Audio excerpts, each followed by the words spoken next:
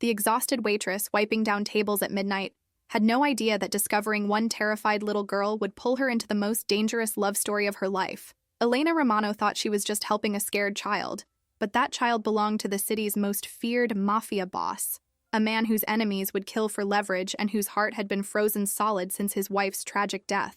What started as a simple act of kindness would force Elena to choose between the safety of her quiet life and a love so fierce it could either save them all or destroy everything she'd ever cared about. Because when Dante Leone whispers, "Find everything about her in the shadows," it's not just a command. It's the beginning of a war between protection and obsession that will test every boundary Elena thought she had. Subscribe and tell me where you're watching from, because this story is about to prove that sometimes the most dangerous thing you can do is show compassion to the right person at exactly the wrong moment. The clock above the cash register read 11:47 p.m. when Elena Romano finally wiped down the last table. Her feet ached in her worn sneakers, and her lower back sent sharp reminders of the double shift she'd just finished.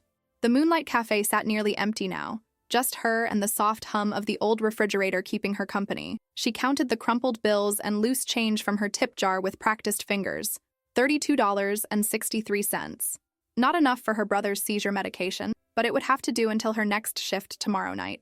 Elena tucked the money into her apron pocket and began stacking chairs on tables. The familiar routine calmed her racing thoughts. Stack, wipe, wipe. She hummed softly under her breath, an old Italian lullaby her mother used to sing. The melody drifted through the empty cafe like a prayer. Stella, Stellina, la notte si avvicina. The song reminded her of home, back when home meant something, before the accident that took her parents, before she became 29 years old and responsible for everything. A sudden crash from the storage hallway made the mop clattered to the floor as her heart jumped into her throat. The cafe had been locked for hours. She was supposed to be alone. Elena grabbed a butter knife from behind the counter. Not much of a weapon, but it made her feel braver. Her sneakers squeaked against the linoleum as she crept toward the back hallway. "Hello?" she called softly. "The cafe is closed." Silence. She pushed through the swinging door that separated the dining area from the storage space. Boxes of napkins and coffee filters cast long shadows in the dim light. Everything looked normal until she heard it. A soft whimper from behind the stack of chairs. Elena's grip on the knife loosened. That wasn't the sound of a burglar. It was the sound of someone scared. She knelt down slowly and peered around the chairs. A small girl sat curled up in the corner, knees pulled to her chest. Dark hair fell across her face like a curtain. She couldn't have been more than 7 years old. "Hey, sweetie." Elena made her voice as gentle as possible. "Are you okay?" The little girl looked up with wide brown eyes that seemed too old for her face. She didn't speak, just stared at Elena with an expression that broke her heart. Fear, confusion, and something else. Like she was trying to figure out if Elena was safe. Elena set the knife aside and sat cross-legged on the floor, making herself smaller and less threatening. "My name is Elena. What's yours?" The girl shrank back against the wall. Her small hands shook as she pressed them against her ears, rocking slightly back and forth. Recognition dawned on Elena. She'd seen this before with one of her brother's friends, a boy who got overwhelmed by too much noise or attention. The girl wasn't just scared. She was having some kind of episode. "It's okay," Elena whispered, barely audible. "You're safe here." The rocking continued. The girl's breathing was too fast, too shallow. Without thinking, Elena began to hum again. The same lullaby from before, but softer now, gentler. "Stella, Stellina." The rocking slowed just a little.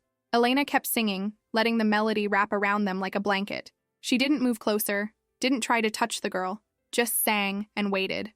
Slowly, gradually, the small shoulders relaxed. The hands dropped from the ears. Those dark eyes fixed on Elena's face as if she were the only thing keeping the world from spinning apart. "That's better," Elena murmured between verses. "You're doing so good, sweetheart." The girl's lips parted slightly, but no words came out. Instead, she tilted her head like she was listening for something. Heavy footsteps echoed from the main dining area. Men's voices, urgent and sharp. "Isabella! Isabella, where are you?" The little girl, Isabella, pressed herself deeper into the corner. The fear was back, stronger now. Elena's protective instincts flared. She didn't know why this child was hiding, but she wasn't about to let anyone scare her more than she already was. "Stay here," Elena whispered. "I won't let anyone hurt you." She stood and walked back to the dining area, her heart pounding. Through the front windows, she could see dark shapes moving outside. Multiple cars had pulled up to the curb, engines still running. The cafe door burst open with enough force to rattle the windows. 3 men in expensive suits stepped inside, and Elena knew immediately that these weren't regular customers. Everything about them screamed danger, from their cold eyes to the way they carried themselves like predators. But it was the 4th man who made Elena's blood freeze. He filled the doorway like he owned not just the café, but the entire city block. Tall and broad-shouldered, with dark hair and darker eyes that seemed to see everything at once.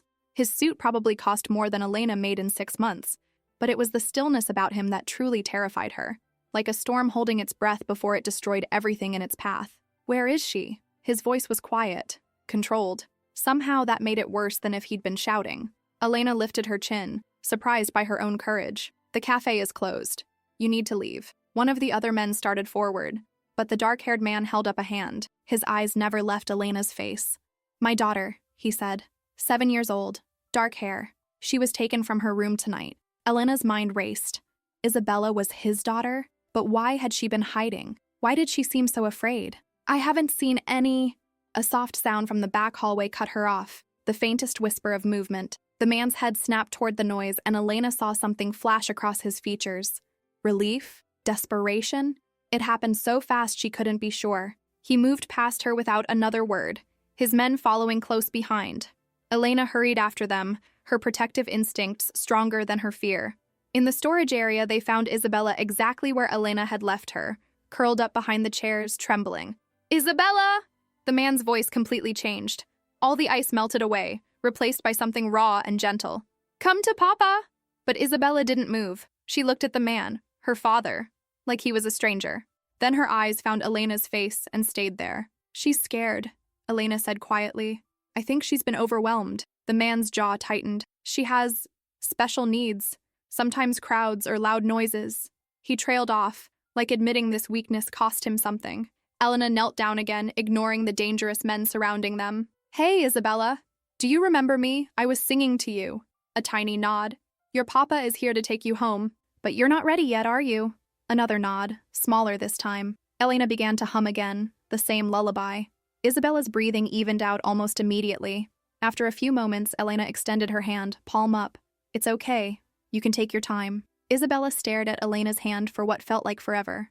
Then, slowly, she reached out and placed her small fingers against Elena's palm. "There we go," Elena whispered. "You're so brave." With infinite patience, she helped Isabella to her feet. The little girl stayed close to Elena's side, one hand gripping her apron. Only then did Elena look up at Isabella's father. His face had gone completely white. He was staring at his daughter like he'd never seen her before. "She hasn't—" He cleared his throat. "She hasn't let anyone touch her since her mother died.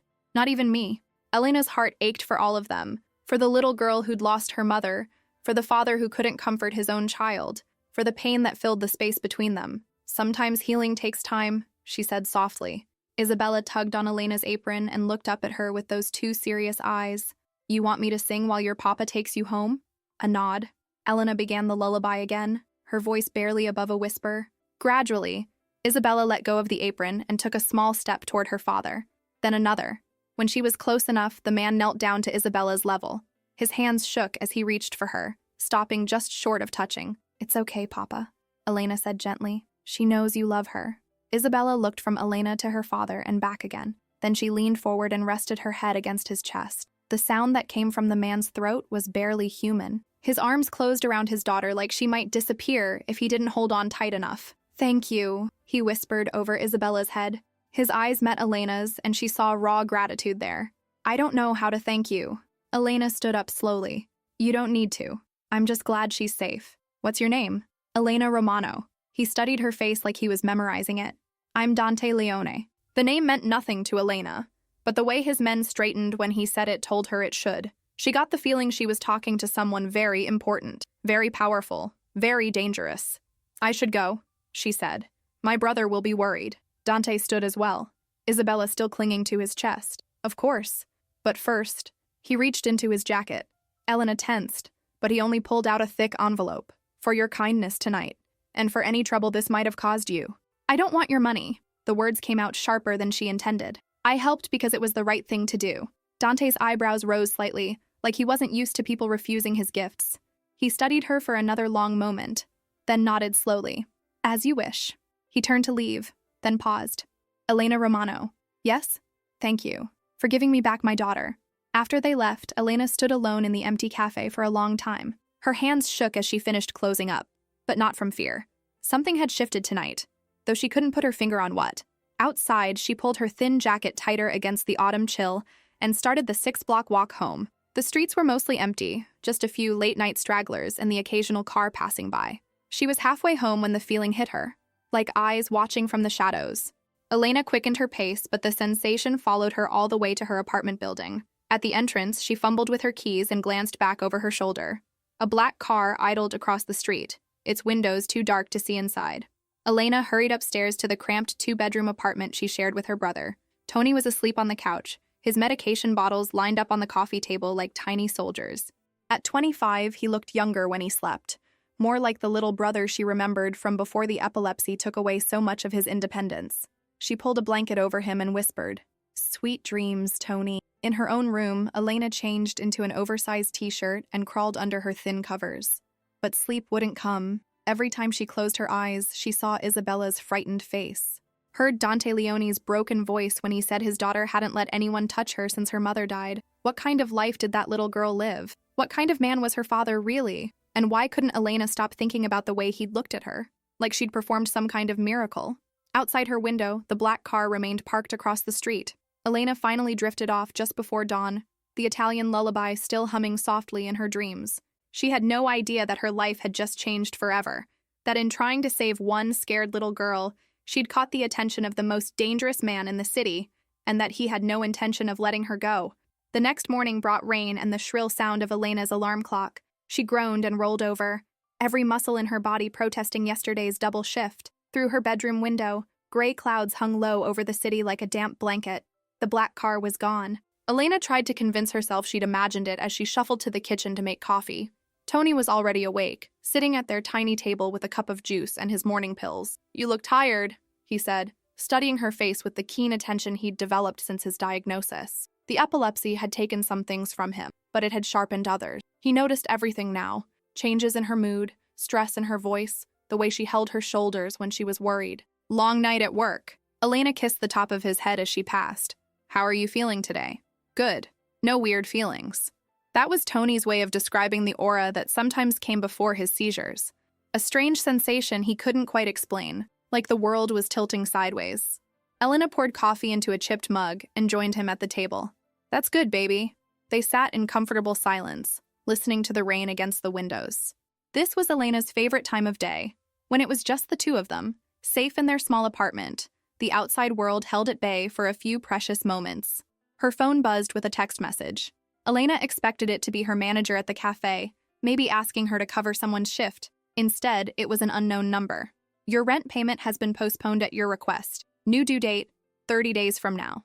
Riverside Property Management." Elena stared at the screen. She hadn't requested any postponement. Their rent had been due 3 days ago, and she'd been planning to explain to Mr. Patterson why she'd be a few days late again. "What's wrong?" Tony asked. I'm not sure." Elena showed him the message. "I didn't ask for this." Tony frowned. Maybe they sent it to the wrong person? Maybe. But Elena had a sinking feeling she knew exactly who was responsible. She thought about Dante Leone's envelope full of money, about the way he'd said her full name like he was filing it away for later use. Her phone rang. The caller ID showed the pharmacy where Tony got his medications. "Miss Romano? This is Janet from City Pharmacy. I wanted to let you know that your brother's prescriptions have been paid through the end of the year. Your insurance must have finally approved the coverage you applied for." Elena's grip tightened on the phone. "I'm sorry, what?" "The payments went through this morning. 3 months of seizure medication and all his supplements. You're all set." After Elena hung up, she and Tony stared at each other across the small table. "Elena?" Tony said slowly. "What happened at work last night?" Before she could answer, someone knocked on their front door. 3 sharp raps, official sounding. Elena peered through the peephole and saw a man in an expensive coat standing in the hallway. He was younger than Dante, with sandy hair and watchful eyes. One of the men from last night. "Don't answer it," Tony whispered. But Elena was already turning the deadbolt. She opened the door just wide enough to see the visitor's face. "Can I help you?" "Miss Romano, my name is Marco Vitale. I work for Mr. Leone." His voice was polite but firm. "He'd like to speak with you." "I'm not interested in speaking with Mr. Leone. It's about his daughter." Elena hesitated.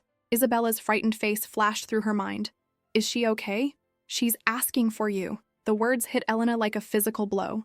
a 7-year-old girl who barely spoke, asking for someone she'd met once in a storage room. It didn't seem possible, but then nothing about last night had seemed possible. I can't, Elena said. I have to take care of my brother. Marco glanced over her shoulder at Tony, who was hovering near the kitchen doorway. Mr. Leone is prepared to ensure your brother has everything he needs. The best doctors, the newest treatments. Stop. Elena held up a hand. Just stop. I don't want anything from your boss. Tell him thank you for whatever he's already done, but I can't be part of this. Marco studied her for a long moment. Miss Romano, with respect, you're already part of this. The moment you helped Isabella, you became important to Mr. Leone, and when something is important to him, he protects it. Are you threatening me? I'm explaining reality.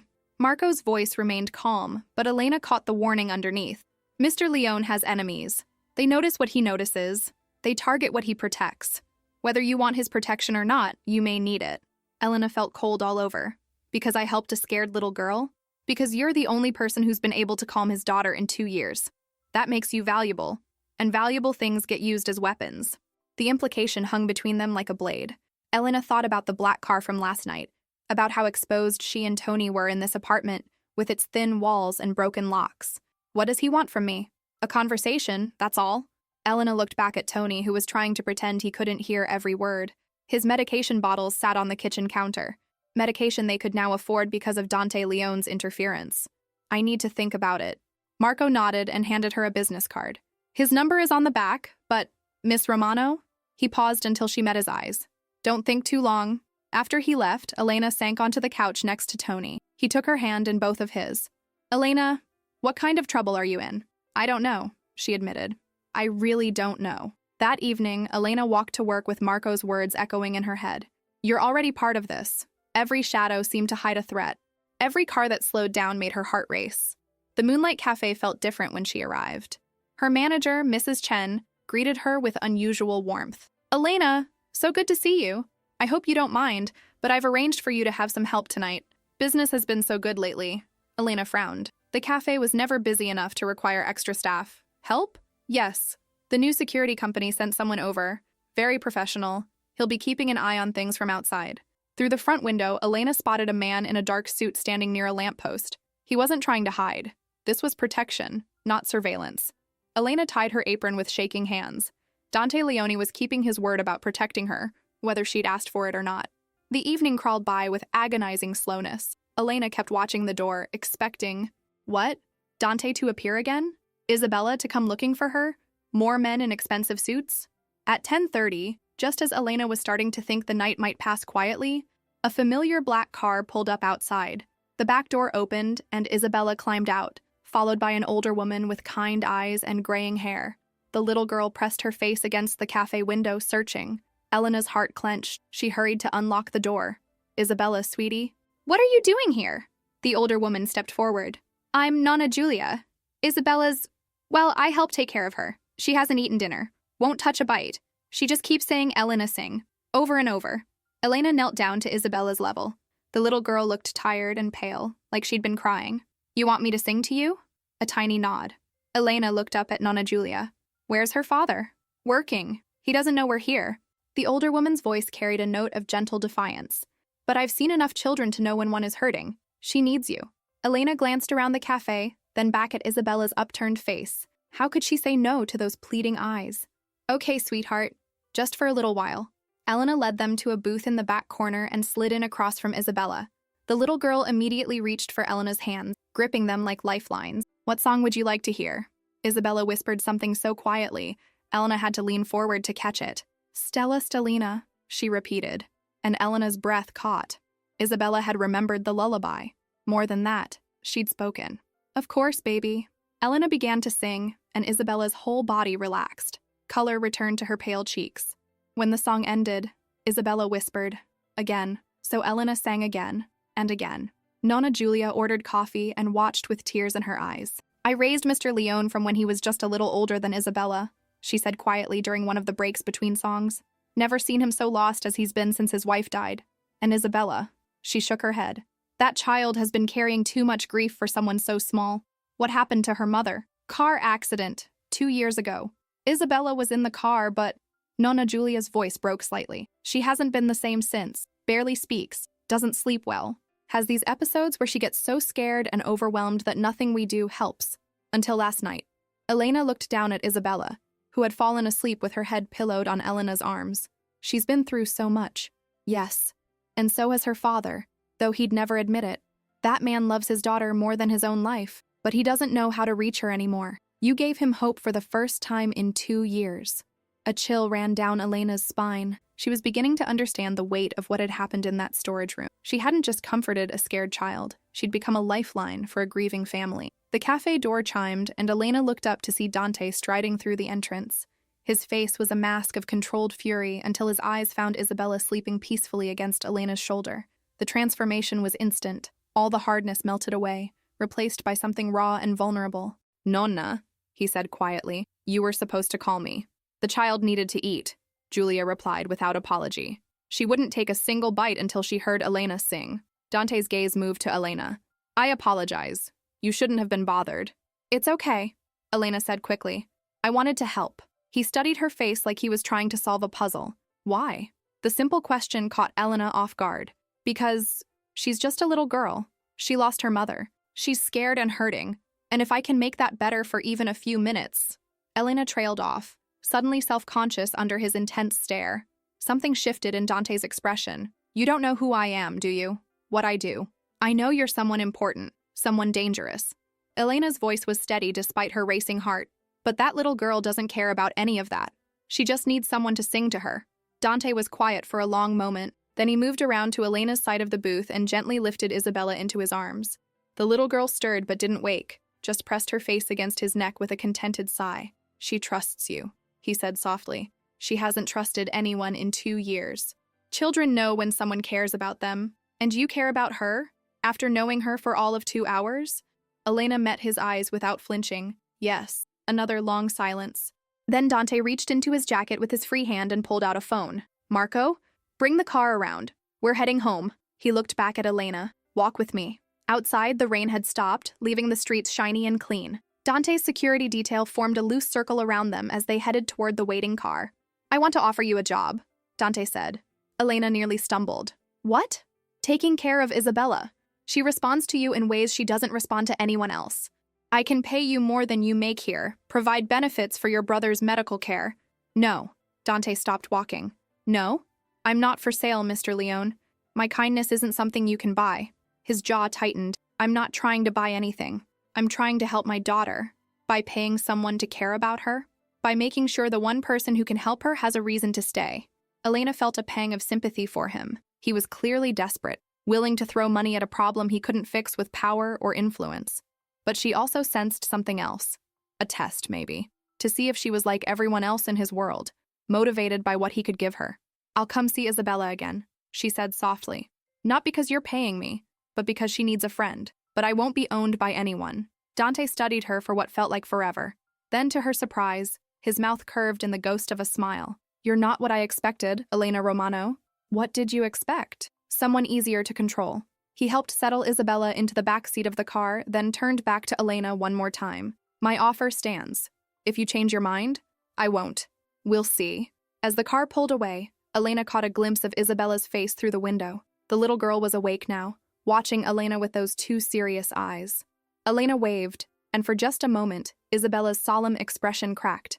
She raised her tiny hand and waved back. It was such a small gesture, but it sent warmth flooding through Elena's chest. Whatever complicated situation she'd stumbled into, however dangerous Dante Leone might be, that little girl needed her. And Elena had never been able to walk away from someone who needed her help. 3 days passed without any sign of the Leones. Elena tried to convince herself she was relieved. No black cars following her home, no expensive men appearing in her café, no complicated feelings about a dangerous man and his hurting daughter. But she couldn't stop thinking about Isabella's wave through the car window. On Thursday morning, Elena woke to find Tony having a seizure. Not a bad one. He stayed conscious and it only lasted about 30 seconds. But it left him shaky and confused. "I'm fine," he insisted as Elena helped him to the couch. "Just need to sit for a minute." Elena knelt beside him, checking his pulse and watching his eyes for any signs of continuing problems. This was the routine they'd developed over the past 3 years. Stay calm. Monitor. "Wait. When did you last take your medication?" she asked. Yesterday morning, same as always. Elena frowned. Tony was religious about his medication schedule. He had to be. Missing even one dose could trigger an episode. Her phone buzzed with a text from work. "Can you cover the lunch shift today?" Sarah called in sick. Elena looked at Tony, who was starting to get some color back in his face. Extra hours meant extra money, and keeping busy might stop her from thinking about a certain 7-year-old girl. "I have to work a double today," she told Tony. "Will you be okay?" "I'm not made of glass, Elena. Go." The lunch crowd at the Moonlight Cafe was busier than usual. Elena rushed between tables, taking orders and serving coffee to office workers and construction crews. The familiar rhythm of work helped clear her head, until Marco Vitale walked through the front door. He took a seat at the counter and ordered coffee, black. When Elena set the cup in front of him, he spoke quietly. "Isabella hasn't eaten in 2 days." Elena's hand froze on the coffee pot. "What?" She takes a few bites, then pushes her plate away. Says she's not hungry. "Doctor." Martinez thinks she's depressed. She's 7 years old. Children can be depressed, Miss Romano, especially children who've been through what Isabella has. Elena refilled his cup with shaking hands. Around them, the cafe buzzed with normal conversation, people talking about work and weather and weekend plans. Simple, uncomplicated things. "Why are you telling me this?" "Because Mr. Leone is at his breaking point. He's tried everything. New doctors, new therapists, new toys. Nothing works. She just keeps asking for Elena. I can't." "She drew a picture yesterday," Marco interrupted. "Want to see it?" Before Elena could answer, he pulled out his phone and showed her a photo. The drawing was done in crayon on white paper, a stick figure woman with long, dark hair, holding hands with a much smaller stick figure. At the bottom, in careful letters, someone had written Elena and me. Elena's throat tightened. She wrote that? Nonna Julia helped with the spelling, but Isabella drew it all by herself. First time she's shown interest in anything artistic since her mother died. Elena stared at the simple drawing. 2 figures holding hands. Such a basic thing, but it represented connection, trust, hope. "What does he want from me?" "Just come to dinner tonight. See Isabella. Let her know you haven't forgotten about her." Elena thought about Tony at home, about the seizure that morning, about all the reasons she should stay away from Dante Leone and his complicated world. Then she thought about Isabella, not eating, asking for someone who'd sung to her twice. "One dinner," she said. "That's all." Marco smiled for the first time since she'd met him. "I'll pick you up at 6. At 5:30, Elena stood in front of her tiny closet, paralyzed by indecision. What did someone wear to dinner with a Mafia boss? The only nice dress she owned was black and 3 years old, bought for her parents' funeral. Everything else was work clothes or casual pieces worn thin from too many washings. She settled on dark jeans and a soft blue sweater, nothing fancy, but clean and presentable. Tony watched from the doorway as she brushed her hair. "You're nervous," he observed. "I'm terrified," Elena admitted. "What if this is a mistake? Then you'll handle it. You always do." Elena turned to look at her brother. At 25, Tony was still optimistic despite everything life had thrown at them.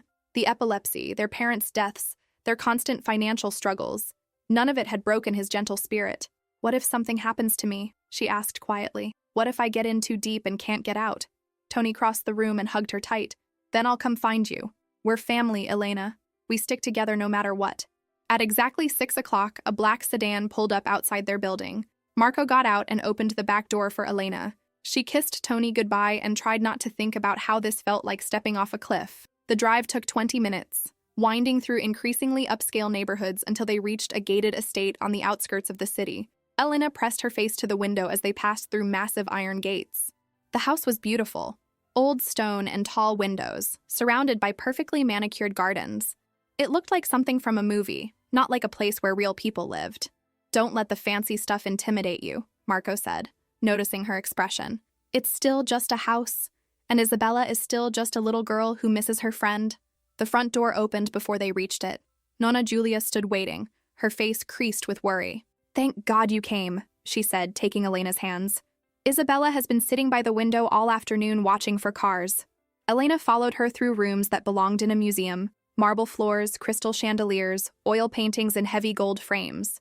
But despite the luxury, something felt hollow about the space, like a beautiful shell with no life inside. "Where is she?" "The library.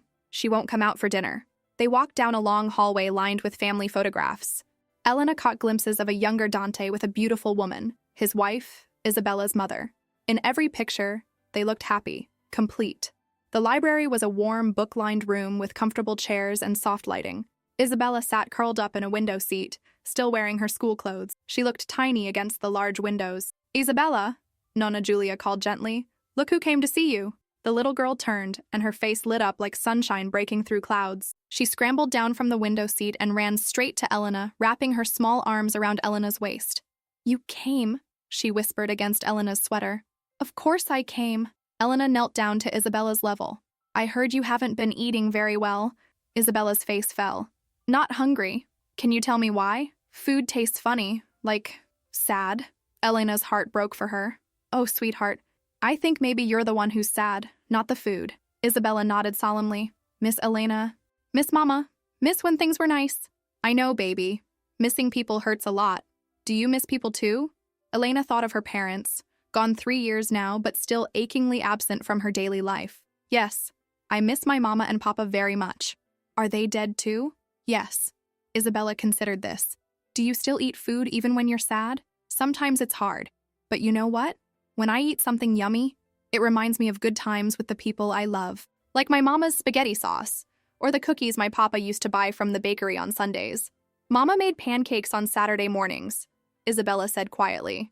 "That sounds perfect. What else did you do with your mama?" "Sang songs, painted pictures, read stories." Isabella's voice got smaller with each memory. "Those are beautiful things to remember. And you know what? When you take care of yourself, when you eat good food and rest well, it helps you remember the happy times instead of just the sad ones." Isabella looked up at Elena with those serious dark eyes. "Will you eat dinner with me? I would love to eat dinner with you." Isabella took Elena's hand and led her toward the door. "Papa's been sad too," she said matter-of-factly. "Maybe you can help him remember happy things." Before Elena could respond, they entered a formal dining room where Dante was already waiting. He stood when they came in, and Elena saw the exact moment he noticed his daughter holding her hand. Something raw and grateful flickered across his features. "Elena," he said simply, "thank you for coming." The dining room was as elegant as the rest of the house, but Nonna Julia had clearly tried to make it more child-friendly. Isabella's place setting included a colorful plastic cup instead of crystal, and there were crayons and paper beside her plate. Dante pulled out Elena's chair before she could object to the formality. As he moved behind her, she caught a hint of his cologne, something warm and expensive that made her unexpectedly aware of how close he was standing. "So," Elena said once they were all seated, "what's for dinner?" "Nonna made her famous chicken parmesan," Isabella announced. "It's Papa's favorite." "And what's your favorite?" Elena asked. Isabella thought seriously. "Grilled cheese and tomato soup, but only the kind from the red can." Dante smiled slightly. "We've tried to expand her palate. She's resistant to change." "Nothing wrong with knowing what you like," Elena said. "I still eat cereal for dinner sometimes." "Really?" Isabella's eyes widened. "Really? Lucky Charms usually. Don't tell anyone." Isabella giggled. The first genuine laugh Elena had heard from her. The sound seemed to surprise Dante, who went very still. Nonna Julia served generous portions of chicken parmesan with pasta and salad. Elena noticed that Isabella's plate had smaller portions, and the chicken was cut into manageable pieces. "This smells amazing," Elena said. "Nonna Julia, did you learn to cook in Italy?" "Sicily," the older woman replied proudly. "I came here when I was just 18, worked for Dante's grandmother first, then his mother now." She gestured around the table. "This family has been my life. You must have wonderful stories." "Oh, I could tell you about the time young Dante decided to help in the kitchen and nearly burned down half the house." "Nonna," Dante warned, but there was affection in his voice. Elena found herself relaxing as Nonna Julia regaled them with tales of Dante's childhood mishaps. It was easy to forget, in this warm room with this makeshift family, that Dante was supposedly dangerous. He seemed like just a father trying to take care of his daughter, a son who loved the woman who'd raised him. Isabella ate steadily throughout the meal, occasionally adding her own commentary to Nonna Julia's stories.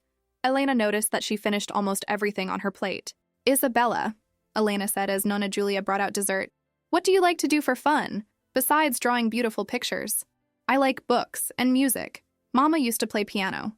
"Do you play?" Isabella shook her head. "Papa said I could learn when I'm ready, but..." She trailed off, suddenly shy. "But what, sweetheart?" "I don't remember Mama's songs anymore. Just little pieces." Elena felt Dante tense beside her. This was dangerous territory, the grief they were all still navigating. "Would you like me to teach you some new songs?" Elena offered. "Ones that are just yours?" Isabella's face brightened. "Yes, please. We could start tonight, if your papa doesn't mind." Dante's voice was carefully controlled. "That would be very kind." After dessert, they moved to a smaller sitting room with a grand piano in the corner. Elena ran her fingers over the keys. They were perfectly tuned, obviously well-maintained, but there was dust on the music stand. "This was your mama's?" she asked Isabella. "She played every day. Papa says I have her hands."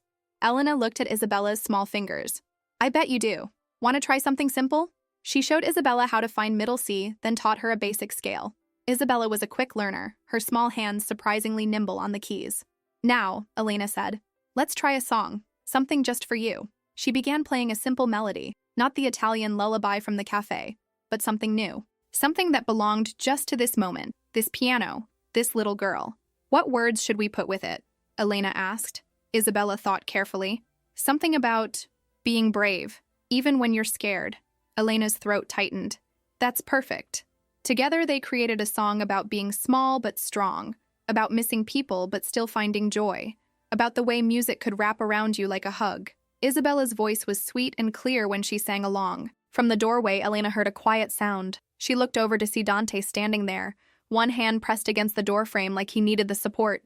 His face was raw with emotion. "Papa," Isabella called, "come listen to our song." Dante approached slowly, as if afraid sudden movements might break the spell. He sat in a chair near the piano, his dark eyes never leaving his daughter's face. "It's beautiful," he said when they finished. "Both of you." Isabella beamed with pride. "Elena says we can make up more songs. Different ones for different feelings." "That sounds like a wonderful idea." Elena stood up from the piano bench. "I should probably head home. My brother will be wondering where I am." "Oh," Isabella's face fell. "But you just got here." "I know, sweetheart. But it's getting late and you have school tomorrow. Can you come back, please?" Elena glanced at Dante, who was watching the exchange with intense focus. "We'll see, okay?" It wasn't a yes, but it wasn't a no either. Isabella seemed to understand this and nodded reluctantly. "Can I hug you goodbye?" "Always." Isabella wrapped her arms around Elena's waist again, clinging tight. "Thank you for the songs. And for making dinner taste good again." Elena's eyes burned with unshed tears. "Thank you for letting me share them with you." Dante walked Elena to the front door, while Nonna Julia took Isabella upstairs to get ready for bed. They stood in the grand foyer, suddenly awkward without Isabella's chatter to fill the silence. "She ate an entire serving tonight," Dante said quietly. "First time in weeks. She just needed to remember that good things still exist, even when we're sad." Dante studied her face in the soft light from the chandelier. "You're very wise for someone so young." Elena laughed, but there was no humor in it. "I'm 29 and I've been taking care of people since I was 26. You grow up fast when you have to. Your brother. The epilepsy." Elena stiffened. "How do you—" "I know about the medical bills. The reason you work so many shifts at the cafe." Dante's voice was gentle but matter-of-fact. "I know about your parents' accident. About how you became his guardian overnight. You investigated me. It wasn't a question. I needed to know who was spending time with my daughter." Elena felt heat rise in her cheeks. "And what did your investigation tell you?" "That you've been fighting to keep your family together for 3 years. That you've never taken charity or handouts. That you work harder than anyone should have to." He paused. "That you're exactly the kind of person I want in Isabella's life." The sincerity in his voice caught Elena off guard. She'd expected manipulation, pressure, maybe even threats. Not this quiet honesty. "Why?" she asked. "Why does it matter what kind of person I am? You barely know me." Dante was quiet for a long moment. When he spoke, his voice was rough with emotion. "Because my daughter hasn't laughed in 2 years. She hasn't shown interest in music or art or anything that might bring her joy. She's been existing, not living." He met Elena's eyes. "Tonight, I watched her create something beautiful. I watched her eat a full meal and smile and act like a normal 7-year-old girl. Because of you." Elena's chest felt tight. "Isabella is special. She needs you," Dante interrupted. "And I think maybe you need her too."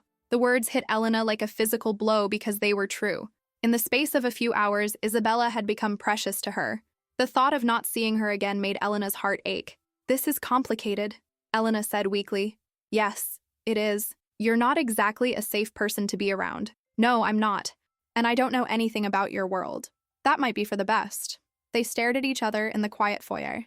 Elena felt like she was standing on the edge of something vast and unknown. One step forward and her life would change completely. One step back and she'd always wonder what if. "I should go," she said finally. Dante nodded and opened the front door for her. Marco was waiting by the car, engine running. "Elena!" Dante called as she started down the steps. She turned back. My offer still stands. Not just about a job, but if you ever need anything, for yourself or your brother. I meant what I said about protection. Why would you? Because tonight you gave me back my daughter's laughter. There's no price I wouldn't pay for that. During the drive home, Elena stared out the window and tried to process everything that had happened. The elegant house, the family dinner, the music and songs, and Isabella's sweet voice. Dante's careful courtesy, his obvious devotion to his daughter, the way he'd looked when Isabella hugged Elena goodbye. It all felt surreal, like stepping into someone else's life for a few hours. Marco pulled up outside Elena's apartment building and turned to look at her. He's a good man, he said quietly. I know that's hard to believe, given his reputation, but when it comes to the people he cares about, there's nothing he won't do to keep them safe. And Isabella? She's his whole world. Has been since the day she was born, when Maria died. Marco shook his head. I thought he might break completely. The only thing that kept him going was knowing Isabella needed him. Elena climbed out of the car, then leaned down to speak through the open window. Tell him thank you. For dinner. For trusting me with Isabella. Tell him yourself. He's hoping you'll come back. As the car drove away, Elena stood on the sidewalk and looked up at her apartment building. The contrast was jarring, from marble floors and crystal chandeliers to cracked concrete and flickering hallway lights. But this was her real life. This was home. Upstairs, Tony was waiting on the couch with a cup of tea and worried eyes. How did it go? Elena sank down beside him and pulled off her shoes. It was complicated. She told him about Isabella, about the dinner and the songs, and the way the little girl had eaten her entire meal. She told him about Nonna Giulia's stories, and the beautiful house, and Dante's obvious love for his daughter. What she didn't tell him was how it had felt to be part of a family again, even for just a few hours. How natural it had seemed to sit at that elegant table and laugh at Isabella's jokes. How right it had felt when Dante looked at her like she was precious, not just useful. Sounds like you had a good time, Tony said carefully. Yeah, I did. But, Elena leaned against her brother's shoulder. But I don't know if I can handle caring about them. What if something happens? What if I get attached and then you'll deal with it, just like we always have. This is different, Tony. These people, this world, it's not safe. Tony was quiet for a moment. Then he said, Elena, you've been keeping us both safe for 3 years. Working yourself to exhaustion, taking care of everything, never asking for help. Maybe it's time to let someone take care of you for a change. That's not how this works. Why not? Elena didn't have an answer for that. She'd been independent for so long, she'd forgotten what it felt like to have someone else worry about her problems. Her phone buzzed with a text message. For a moment, Elena's heart jumped, thinking it might be Dante. Instead, it was an unknown number. Hope you enjoyed dinner. Sleep well. M. Marco. Checking on her, making sure she'd gotten home safely. When had anyone other than Tony cared whether she made it home safe? Elena fell asleep that night thinking about Isabella's sweet voice, Dante's grateful smile, and the way the grand piano had sounded in that quiet sitting room. She dreamed of music and laughter, and a little girl who painted pictures of friendship. And for the first time in years, her dreams felt like possibilities instead of just escapes from reality. The next 2 weeks fell into an unexpected rhythm. Every few days, Marco would appear at the café with a gentle invitation, and Elena would find herself having dinner at the Leone estate. Not because she was paid to be there, Dante never mentioned his job offer again, but because Isabella asked for her. And because despite all her reservations, Elena had come to treasure those evenings. She watched Isabella slowly bloom like a flower finding sunlight. The little girl talked more, laughed easier, and had started eating meals without being coaxed. She showed Elena her schoolwork and her toy collection, and the special music box her mother had given her. They created songs together, simple melodies about everything from rainy days to favorite ice cream flavors. Elena also found herself growing comfortable with the rhythms of the Leone household. Nonna Giulia's warm hugs and endless stories, the way Isabella would curl up beside her during movie nights. Even the quiet conversations with Dante over coffee after Isabella went to bed, discussions about books and music and memories that carefully avoided the darker aspects of his life. It felt dangerously close to belonging somewhere. On a cold Thursday evening in November, Elena arrived to find Isabella unusually quiet. The little girl picked at her dinner and kept glancing anxiously toward the windows. "What's wrong, sweetheart?" Elena asked as they settled in the library after dinner. "Papa had to go away for work," Isabella said in a small voice. "He said he might be gone for a few days." Elena looked around, realizing she hadn't seen Dante when she arrived. "Did that make you worry?" Isabella nodded. "What if something bad happens? What if he doesn't come back?" "Oh, honey." Elena pulled Isabella onto her lap. "Your papa is very strong and very careful. He has people who help keep him safe. But Mama was careful too, and she didn't come back. The simple, devastating logic of a 7-year-old who'd already lost too much. Elena felt her heart break a little more. You're right, she said gently. Sometimes bad things happen even when we're careful. But that doesn't mean we should spend all our time being scared. Your mama wouldn't want you to be afraid all the time, would she? Isabella shook her head. She always said I was her brave girl. And you are brave. You're one of the bravest people I know. Will you stay tonight? Until Papa comes home? Elena glanced toward the doorway where Nonna Julia was hovering. The older woman's face was creased with worry. Not just about Isabella, but about something else. What happened? Elena asked quietly. Business, Nonna Julia said, but her hands were shaking as she wrung them together. Sometimes these trips are unpredictable. Elena understood. Whatever Dante was doing, it was dangerous enough that even the people who loved him were scared. Of course I'll stay, she told Isabella. We can have a sleepover. Maybe watch a movie and make popcorn. Isabella's face lit up for the first time that evening. Really? You'll stay the whole night? If Nonna Julia doesn't mind making up the guest room. Already done, Nonna Julia said with relief. I was hoping you'd agree. They spent the evening curled up together on the big couch in the family room, watching animated movies and sharing bowls of popcorn. Isabella fell asleep halfway through the second film, her head pillowed on Elena's lap. Elena stroked the little girl's dark hair and tried not to think about Dante out there somewhere, possibly in danger. She'd known him for only a few weeks, but the thought of him not coming home, of Isabella losing another parent, made her chest tight with panic. Around midnight, Elena carried Isabella upstairs to her bedroom. The little girl's room was a perfect blend of princess fantasy and normal childhood chaos. Pink walls and a canopy bed, but also books scattered everywhere and art supplies covering the desk. Elena, Isabella mumbled as Elena tucked her in. I'm right here, baby. Will you sing the brave song? Elena sat on the edge of the bed and sang the song they'd created together. The one about being small but strong, about facing scary things with courage. Isabella's breathing evened out before the last verse, her face peaceful in the soft glow of her nightlight. Elena was about to leave when Isabella's sleepy voice stopped her. I love you, Elena. The words hit Elena like a physical blow. Simple, honest, devastating in their innocence. I love you too, sweetheart, Elena whispered back. And it was true. Completely, terrifyingly true. Elena made her way to the guest room, but sleep wouldn't come. Every sound from outside made her tense. Every car that passed seemed like it might be bringing bad news. She'd never felt so helpless, waiting for word about someone she cared about. Around 3 in the morning, she heard the front door open, heavy footsteps in the foyer, voices speaking in hushed tones. Elena crept to her bedroom door and listened, trying to determine if this was good news or bad. Sir, you should let Dr. Martinez look at that. It's fine, Marco. Just a scratch. Dante's voice, tired but strong. Elena sagged with relief. Is Elena still here? Yes, sir. She stayed with Isabella. The little one was worried. A pause. Then, I'll check on them. Elena scrambled back into bed and tried to look like she'd been sleeping. A few minutes later, she heard her door creak open. Soft footsteps crossed the room. Through barely opened eyes, she saw Dante's silhouette in the doorway. Even in the darkness, she could tell something was wrong with the way he was holding his left arm. He stood there for a long moment, just watching her breathe. Then he whispered, "Thank you," and quietly left the room. Elena lay awake until dawn, listening to the house settle around her and thinking about the relief in Dante's voice when he learned she'd stayed, about Isabella's sleepy declaration of love, about how this family had somehow become precious to her in a matter of weeks. The next morning, Elena found Dante in the kitchen, drinking coffee and reading something on his phone. He looked exhausted, with dark circles under his eyes and a careful stiffness to his movements. "Good morning," she said quietly. "How are you feeling?" He looked up, surprise flickering across his features. "You're awake early." "Couldn't sleep." Elena poured herself coffee and sat across from him. "Is everything okay?" "Everything's fine. Just business." His tone was carefully neutral, but Elena caught the way he winced when he reached for his cup. "You're hurt. It's nothing serious." Elena studied his face. She'd gotten good at reading his expressions over the past few weeks. The way his jaw tightened when he was frustrated, the soft look he got when he watched Isabella, the careful mask he wore when he didn't want people to see what he was feeling. Right now, he looked like a man who'd been through hell and was trying to pretend it was just another Tuesday.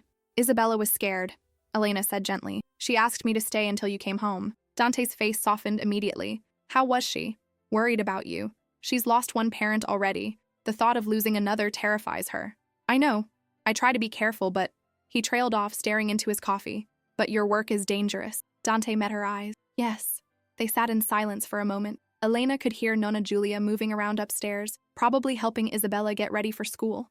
Normal morning sounds in a house that was anything but normal. "I've been thinking," Elena said carefully, "about Isabella. About how attached she's gotten to me." Dante went very still. "And what happens when something goes wrong? When your enemies figure out that I matter to her? To you? They won't." "They will," Elena interrupted, "because I'm not trained for this. I don't know how to hide or protect myself or even recognize danger when it's coming. I'm a liability." Dante was quiet for a long moment. When he spoke, his voice was rough. "I know. I've been thinking about the same thing. Then maybe I should—" "No." The word came out sharp, final. "No, you shouldn't stay away. Isabella needs you." "And what about what I need?" The question came out more vulnerable than Elena intended. "What about my safety? My brother's safety?" Dante leaned forward, his dark eyes intense. "I will never let anything happen to you, or to Tony. I swear to you, Elena. You can't promise that. You can't control everything, no matter how powerful you are." "Then what are you suggesting?" Elena took a shaky breath. I think maybe Tony and I should stay here, for a while, until whatever threat you're dealing with passes." Dante stared at her. "You want to move in?" "I want to be where I can protect Isabella, and where you can protect us." Elena's voice grew stronger as she worked through the logic. "It makes sense, doesn't it? Instead of me coming here every few days. Instead of you worrying about me driving home alone at night." "Elena," Dante's voice was careful, "if you move in here, everything changes. You become part of this world officially. There's no going back to your normal life." "I know. Do you? Do you really understand what you're suggesting?" Elena thought about her tiny apartment, her exhausting job, the constant struggle to make ends meet. Then she thought about Isabella's laugh, about the way the little girl lit up when Elena walked into a room, about Nonna Julia's warm hugs and family dinners, and the strange sense of peace she felt in this house. "I understand that Isabella told me she loves me last night," Elena said quietly. "And I told her I love her too, which means I'm already part of this world, whether I live here or not." Dante was silent for so long that Elena began to worry she'd made a terrible mistake. Then he reached across the table and covered her hand with his. "You're sure?" "I'm terrified," Elena admitted. "But yes, I'm sure. What about your brother?" "Tony's been wanting me to take better care of myself for years. He won't object to a living situation that includes actual security and health insurance." Dante's mouth curved in a small smile. "When you put it like that, Papa, Elena?" Isabella's voice came from the kitchen doorway. She was dressed for school, but her hair was still messy from sleep. "Good morning, sunshine," Elena said, standing to help with the tangled curls. "Are you staying for breakfast too?" Elena glanced at Dante, who nodded slightly. "Actually," Elena said, working a brush through Isabella's hair, "I was thinking maybe I should stay for more than just breakfast. How would you feel about me and Uncle Tony moving in here for a while?" Isabella went completely still. "Really? You mean like a sleepover every night?" "Something like that." Isabella spun around, her eyes wide with excitement. "Papa, can they really? Please." Dante looked at his daughter's hopeful face, then at Elena. "If that's what Elena wants?" "Yes!" Isabella launched herself at Elena, wrapping her arms around her waist. "This is the best day ever." Over Isabella's head, Elena met Dante's eyes. He was watching them with that soft expression again, the look he got when he saw his daughter truly happy. "I'll have Marco help you move your things," he said quietly. "Today, if you'd like." "Thank you." "No, Elena. Thank you." By evening, Elena and Tony's few belongings had been transported to the Leone estate. It didn't take long. They'd never owned much, and most of their furniture stayed with the apartment. Tony was wide-eyed as Marco gave them a tour of the house, pointing out security features and explaining basic safety protocols. "This is really happening," Tony said to Elena as they stood in the guest wing that would now be their home. "We're living in a mansion." "We're living with family," Elena corrected gently. "The mansion part is just bonus." That night, after Isabella was tucked into bed, and Tony was settled in his new room with a stack of books and his evening medications, Elena found herself on the terrace overlooking the gardens. The autumn air was crisp, and she pulled her sweater tighter as she leaned against the stone railing. "Second thoughts?" Dante's voice came from behind her. Elena turned to find him approaching with 2 cups of coffee. He'd changed out of his business clothes into jeans and a sweater, looking more relaxed than she'd ever seen him. "A few," she admitted, accepting the warm cup. "This is all happening very fast. We can slow down if you need time to adjust." "No, it's not that. It's just—" Elena struggled to find the words. "I keep waiting for the catch, for the moment when you tell me what you really want from me." Dante was quiet for a moment, staring out at the darkened gardens. "I want my daughter to be happy," he said finally. I want to fall asleep at night knowing she's safe and loved and not afraid of losing anyone else she cares about. And that's it? That's all you want? Dante turned to look at her, and something in his expression made Elena's breath catch. No, he said quietly. That's not all I want. The air between them seemed to crackle with unspoken possibilities. Elena found herself stepping closer, drawn by the vulnerability in his dark eyes. Dante. Before either of them could say anything else, alarms began blaring throughout the house. Sharp, urgent sounds that made Elena's blood freeze. Get inside, Dante ordered, his entire demeanor changing in an instant. Gone was the gentle father and thoughtful man. This was the dangerous stranger she'd glimpsed that first night at the café. What's happening? Now, Elena! She ran toward the house as security lights flooded the grounds. Through the windows, she could see men in dark clothes moving through the hallways with weapons drawn. Her heart pounded as she realized this wasn't a drill or a false alarm. Someone was trying to get to them. Elena burst through the terrace doors and immediately heard Isabella crying upstairs. Without thinking, she ran toward the sound, taking the stairs 2 at a time. Elena! Nonna Julia called from the top of the landing. Take Isabella and Tony to the safe room. Now! Elena had been shown the safe room during her tour, a reinforced space behind the library with its own communication system and supplies. She'd hoped she'd never need to use it. She found Isabella cowering in her bedroom closet, sobbing with terror. The little girl launched herself into Elena's arms. What's happening? Where's Papa? He's keeping us safe, Elena said, surprised by how calm her voice sounded. But we need to go to the special hiding place, remember? Like we practiced? They hadn't actually practiced, but Isabella was too scared to question the lie. Elena carried her out of the bedroom and found Tony in the hallway, looking pale but determined. This way, Elena said, leading them toward the library. The house felt like a war zone. Elena could hear shouting from downstairs, the sound of breaking glass, heavy footsteps running in different directions. Every instinct screamed at her to run, but there was nowhere to go except forward. They reached the library just as she heard gunshots from somewhere below. Isabella screamed and buried her face against Elena's neck. Tony went white as paper, but helped Elena navigate the hidden door behind the bookshelf. The safe room was smaller than Elena remembered, just big enough for the 3 of them to huddle together on the built-in bench. Emergency lighting cast everything in an eerie glow, and the walls were thick enough to muffle most of the sounds from outside, but not all of them. More gunshots, shouting, something that sounded like an explosion. Elena held Isabella tight and tried to project calm she didn't feel. Tony sat beside them, one hand on Isabella's back, the other gripping Elena's arm like an anchor. It's okay, Elena whispered, though she had no idea if that was true. Papa and Marco are very good at protecting us. We just have to wait. Are the bad men going to hurt Papa? Isabella sobbed. Elena thought about Dante facing armed intruders, about how he'd looked when he ordered her inside, fierce and dangerous and utterly focused on protecting his family. No, baby. Papa is going to be fine. She hoped with everything in her that it wasn't a lie. They waited in the safe room for what felt like hours but was probably only 20 minutes. Elena sang softly to Isabella, old lullabies and the songs they'd created together. Tony told stories about books he'd read, spinning tales of adventure and heroism that seemed to calm Isabella's fears. Finally, the all-clear signal came through the communication system. 3 short beeps, followed by a longer tone. Elena opened the heavy door carefully and listened. The house was quiet now, almost eerily so. They made their way back through the library, Elena carrying an exhausted Isabella while Tony stayed close behind. In the main hallway, they encountered Marco, his clothes torn and a cut on his cheek. Everyone okay? He asked. We're fine, Elena said. Where's Dante? Dealing with cleanup. He'll want to see you're all safe, though. They found Dante in his office, speaking urgently into his phone. His shirt was ripped and there was blood on his knuckles, but he appeared to be uninjured. When he saw them, he ended his call immediately and crossed the room in 3 quick strides. Isabella, he breathed, taking his daughter from Elena's arms. Are you hurt? Are you okay? I was scared, Isabella said in a small voice. But Elena sang to me, and Tony told stories, and I tried to be brave like you taught me. Dante's eyes closed briefly. You were very brave. I'm so proud of you. He looked over Isabella's head at Elena and Tony. Are you both all right? Yes, Elena said. What happened? Who were those people? A rival family testing our defenses. Dante's voice was grim. It won't happen again. How can you be sure?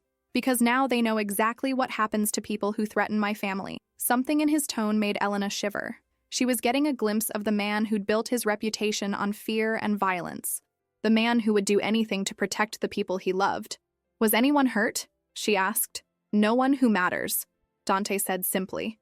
Elena understood. His people were safe. Everyone else was irrelevant.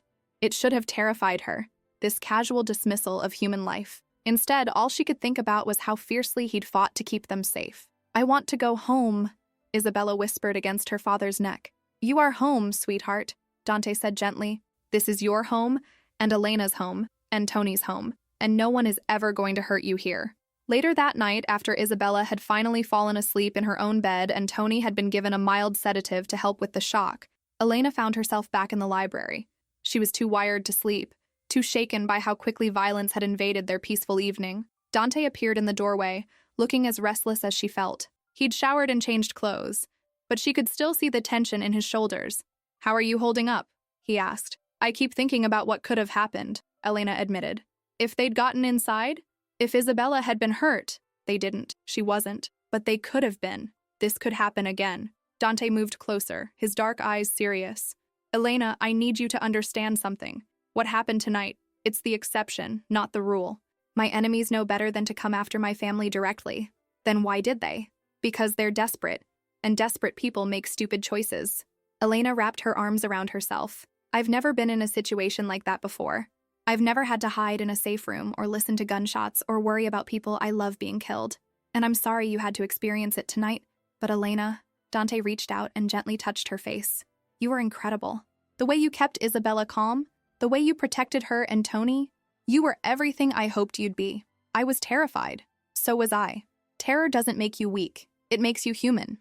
Elena looked up into his eyes and saw her own fear reflected there, along with something deeper. Relief that they were all safe, gratitude that she'd been there to help, and something else that made her breath catch. "Dante, I know this wasn't what you signed up for," he said quietly. "If you want to if this is too much." Elena silenced him by placing her fingers against his lip. "I'm not going." "Isabella, you need." "Yes," he said simply. "I do." The admission hung between, heavy with possibility. Elena felt something inside her. The last of her she was in love, had been in love with his gentle devotion to Isabella, his fierce protectiveness, the way he looked at her like she was precious beyond measure.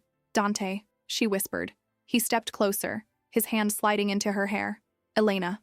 Their lips met in a kiss that was gentle at first, then deeper as weeks of suppressed emotion finally found expression. Elena felt herself melting against him, all the fear and adrenaline of the evening transforming into something else entirely. When they finally broke apart, both were breathing hard. "This changes everything," Dante said against her forehead. "I know. Are you sure you're ready for that?" Elena thought about the gunshots and the safe room and the blood on Dante's hands, about Isabella's sleepy declaration of love, and Tony's grateful acceptance of their new life, about the way this dangerous, complicated man had looked at her like she'd hung the stars when she'd kept his daughter safe. "I've been ready for weeks," she admitted. "I just didn't want to admit it." Dante smiled, the first genuine smile she'd seen from him all day. "Good, because I have no intention of letting you go." He kissed her again, soft and sweet and full of promise. Outside, the security lights continued to sweep the grounds, and Elena knew their lives would never be simple or entirely safe. But as she stood in Dante's arms, surrounded by the warmth of a house that had become home, she realized she didn't need simple. She just needed this. This family they'd created, this love they'd found, this fierce commitment to protecting each other no matter what, everything else they could figure out together. 1 year later, Elena stood in the garden watching Isabella chase butterflies through the late spring sunshine. The little girl had grown taller, her laughter coming easier now, though she still preferred Elena's presence to that of most strangers. In her small hands, she held a bouquet of wildflowers they'd picked together, a Mother's Day gift she'd insisted on making. "Elena!" Isabella called, running back with flushed cheeks. "Look what I found!" She opened her palm to reveal a small ladybug, its red shell gleaming in the sunlight. "She's beautiful," Elena said, kneeling down to examine the tiny creature. "What should we name her?" "Lucky," Isabella said without hesitation, "because she's lucky to live in our garden, and we're lucky to find her." Elena's chest tightened with emotion. The past year had been full of moments like this. Simple, perfect instances that reminded her how much their lives had changed. The threats from rival families had largely disappeared after that terrible night in November. Dante's swift and decisive response had sent a clear message to anyone who might consider targeting his family. The healing had been slower, but just as remarkable. Isabella now slept through the night without nightmares. She'd started piano lessons with a gentle teacher who came to the house twice a week, and her small fingers were already dancing across the keys with confidence. She talked about her mother now without the crushing sadness that used to overwhelm her, remembering the good times, honoring Maria's memory while still embracing the life they were building. Tony had flourished too. The stress of constant financial worry had lifted from his shoulders, and his seizures had become less frequent under the care of the excellent doctors Dante had found. He'd started taking classes online, working toward a degree in literature he'd always dreamed of but never thought he could afford. The estate had become home to him too, and Elena often found him in deep conversation with Nonna Giulia about books and cooking and the stories of their respective families. But it was the changes in Dante that amazed Elena most. The man who had once seemed carved from stone had slowly revealed depths of tenderness she was still discovering. He read bedtime stories to Isabella with different voices for each character. He patiently helped Tony with his coursework, drawing on his own extensive education to explain complex literary concepts. He brought Elena coffee in the mornings and listened to her sing while she cooked dinner alongside Nonna Giulia. He'd also been patient with Elena's fears about their relationship, never pushing for more than she was ready to give. Their romance had unfolded slowly, built on trust and daily kindness rather than grand gestures.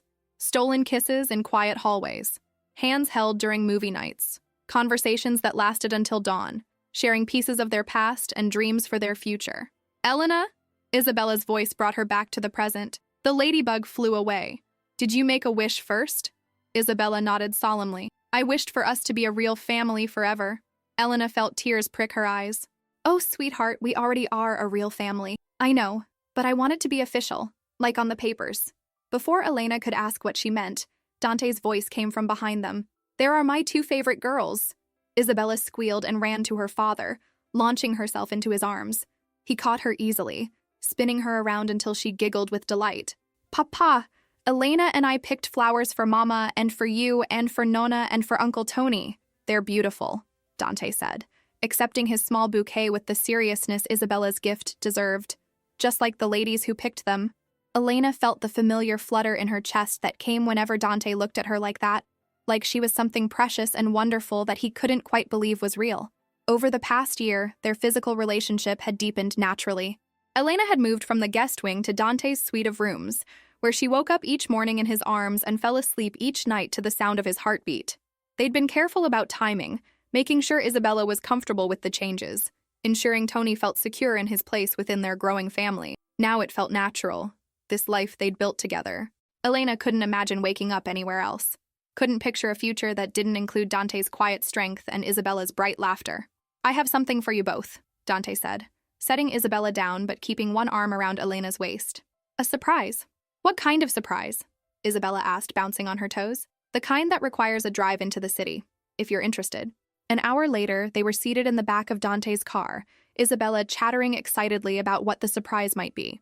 Elena had learned to recognize the signs when Dante was planning something special, the careful way he watched her reactions, the slight smile that played at the corners of his mouth when he was keeping a secret. They pulled up outside an elegant building in the heart of the city, its windows gleaming in the afternoon sun. Elena recognized it as one of the most exclusive jewelry stores in the area, the kind of place where people went for engagement rings and anniversary gifts. Dante, Elena said quietly as he helped her from the car. What are we doing here? Keeping a promise, he said mysteriously. Inside, they were greeted by an elderly man in an expensive suit who seemed to know Dante well. He led them to a private room in the back, where velvet-lined cases waited on a polished table. Isabella, Dante said, kneeling down to his daughter's level, do you remember what you wished for in the garden? For us to be a real family forever, Isabella said seriously. And what did you say about making it official? Isabella's eyes widened with understanding. Like on the papers? Dante nodded and opened one of the cases. Inside were 3 matching rings, 2 larger ones for adults and 1 tiny band sized for a child's finger. Each was set with a small diamond that caught the light like a captured star. These are family rings, Dante explained gently. They're a promise that we'll always love each other and take care of each other, no matter what. Elena stared at the rings, her throat too tight to speak.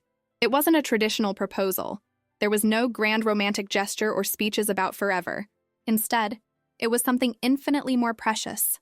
An acknowledgement of the family they'd already become, a formal recognition of bonds that had been growing stronger every day. Elena, Dante said, standing and taking her hands, will you be my wife? Will you let me love you and Isabella and Tony for the rest of our lives? Will you help me keep our family safe and happy and together? Through her tears, Elena saw Isabella watching with bright, hopeful eyes. She thought about everything they'd been through together, the fear and danger, the healing and growth, the quiet moments of perfect contentment. She thought about the man she'd fallen in love with, who read bedtime stories and made sure her brother had the best medical care and looked at her like she was his whole world. Yes, she whispered. Yes, of course, yes. Dante slipped the ring onto her finger with hands that shook slightly. Then he lifted Isabella up so she could see her own tiny ring being placed on her small finger. Now we're officially a family, he told his daughter, forever and always. Isabella threw her arms around both of them, and Elena felt something settle deep in her chest. Peace, belonging, the absolute certainty that this was where she was meant to be. The wedding took place 6 weeks later in the garden where Isabella had caught her lucky ladybug. It was a small ceremony. Just family and a few close friends gathered on the stone terrace overlooking the roses. Elena wore a simple white dress that Isabella had helped choose, and carried wildflowers picked from their own garden. Tony walked her down the makeshift aisle, his eyes bright with tears and pride. Nonna Julia sobbed openly from her seat in the front row, dabbing at her eyes with a lace handkerchief. Marco stood as Dante's best man, his usual serious expression softened by genuine happiness for his friend and employer. But it was Isabella who stole the show, walking importantly ahead of Elena as the flower girl, scattering rose petals with the gravity of someone performing a sacred duty. She wore a pale yellow dress and the family ring on a chain around her neck, since her fingers were still too small for even the tiniest band. "Dearly beloved," the officiant began, but Elena barely heard the traditional words. She was too busy memorizing this moment, the way the afternoon sun slanted across the garden, the scent of roses in the warm air, the look of absolute devotion on Dante's face as he watched her approach. When they reached the altar, Dante took her hands in his, and Elena felt the last of her walls disappear. She was no longer the exhausted waitress struggling to keep her family afloat. She was Elena Leone, wife and mother, and the center of a love so fierce it took her breath away. "I love you," Dante said quietly, just for her. "I love your strength and your kindness, and the way you've healed all of us just by being yourself. I love you too," tears streaming her face. "I love your heart and the way you make me feel safe to hope for impossible." When the ceremony ended and they were officially husband and wife, Isabella launched herself at them both, wrapping her small arms around their legs. "Now can I call Elena Mama?" she asked, looking up with hopeful eyes. Elena's heart stopped. They'd discussed this possibility, but Isabella had never asked directly before. "Only if you want to, sweetheart," Elena said gently. "I would be honored to be your mama, but you should never feel like you have to." "I want to," Isabella interrupted firmly. "You take care of me and love me and sing to me. That makes you my mama. But I'll still remember my first mama too. Always," Elena promised, kneeling down to pull Isabella close. "Your first mama will always be part of who you are, and she'll always be part of our family too." Isabella nodded solemnly, then brightened. "Now I have 2 mamas. That makes me extra special." "Yes, it does," Dante said, his voice rough with emotion. "It makes you the luckiest little girl in the world."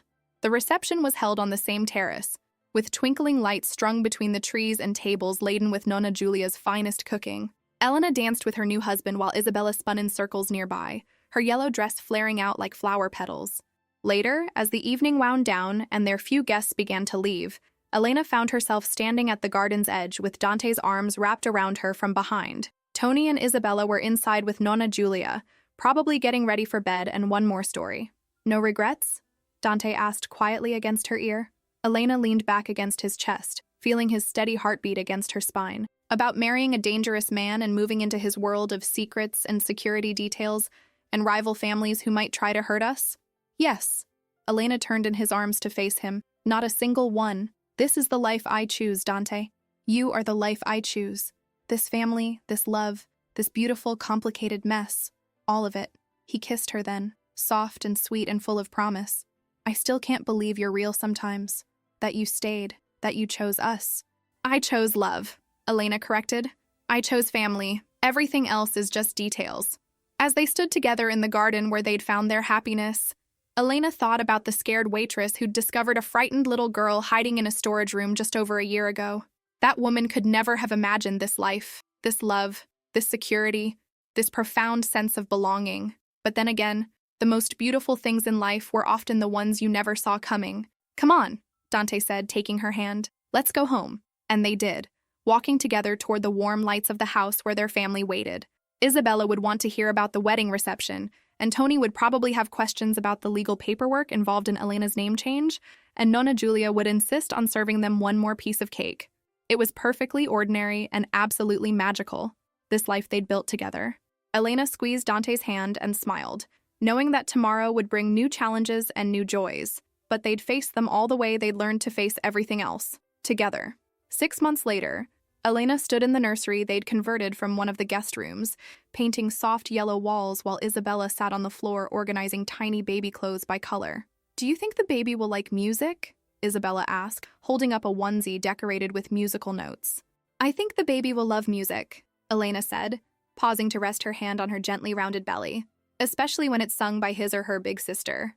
At 8 years old now, Isabella had embraced the idea of becoming a big sister, with characteristic seriousness. She'd read books about babies, helped Elena shop for cribs and clothes, and insisted on singing lullabies to Elena's belly every night before bed. "Papa says babies can hear music even before they're born," Isabella said matter-of-factly. "Papa's right." Elena smiled, thinking of how Dante had reacted to the news of their pregnancy. His careful composure had crumbled completely, replaced by wonder and fierce protectiveness, and a tenderness that made Elena fall in love with him all over again. "Are you scared?" Isabella asked, looking up with those serious dark eyes.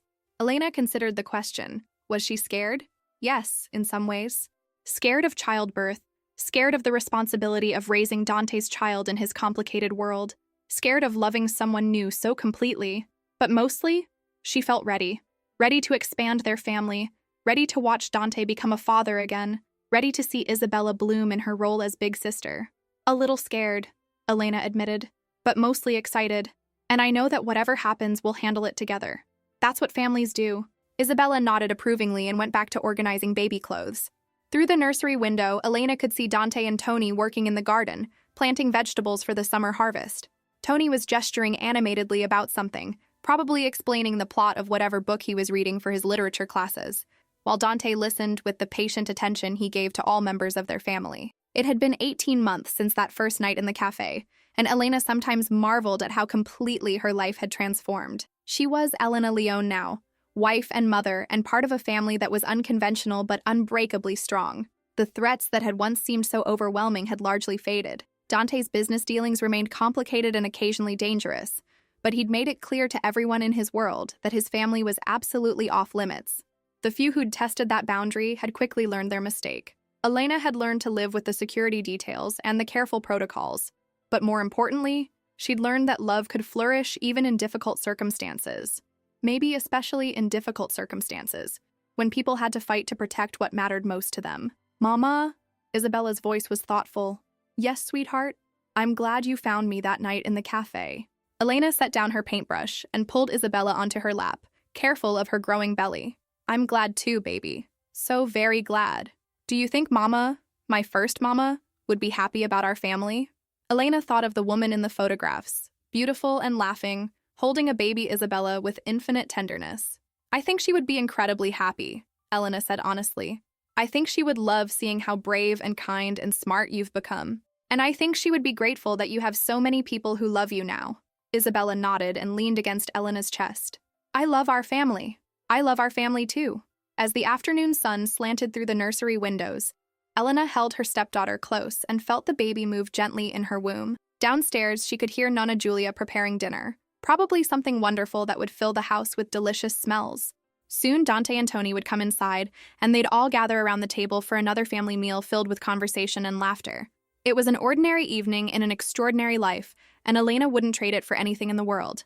That night, after Isabella was tucked into bed and Tony had settled in his room with a new book, Elena and Dante sat together on their bedroom's private balcony, the garden spread out below them in the moonlight, peaceful and secure behind the estate's high walls.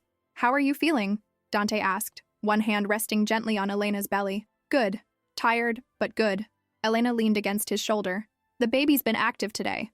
I think he or she likes all the singing Isabella's been doing." Dante chuckled. "Isabella's already planning a concert for when the baby arrives. She's been practicing new songs with her piano teacher." "Of course she has." Elena smiled. "She's going to be an amazing big sister." She learned from an amazing example.